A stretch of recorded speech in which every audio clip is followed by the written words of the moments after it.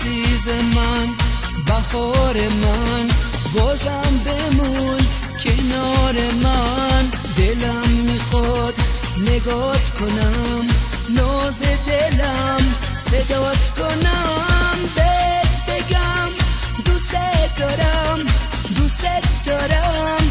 یه عالمه اگه همش با تو باشم، بازم کمه، بازم کمه. چشمای نازت مونده به یادم، طاقت دوری تو من ندارم. سنگ غروب دلم گرفته، چشمای نازت منو گرفته.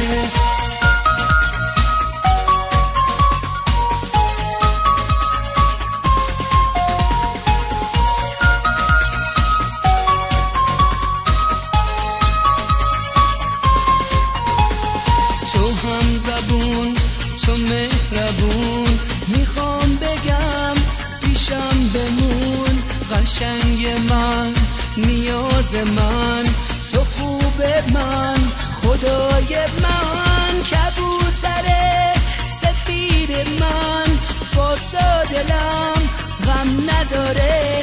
سخت جدا از تو بودن، نگو که راهی نداره. چشمای نازت مونده به یادم، طاقت دوری تو من ندارم. سنگ غروب دلم گرفته، چشمای نازت منو گرفته. چشمای نازت مونده به یادم، طاقت دوری تو من ندارم.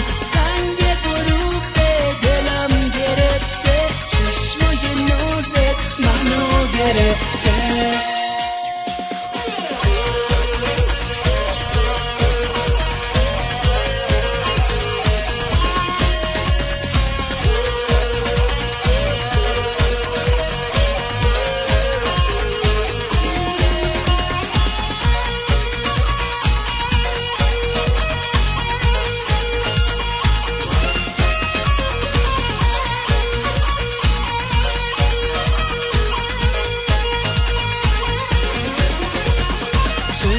اولین تو آخرین، برای من تو بهترین.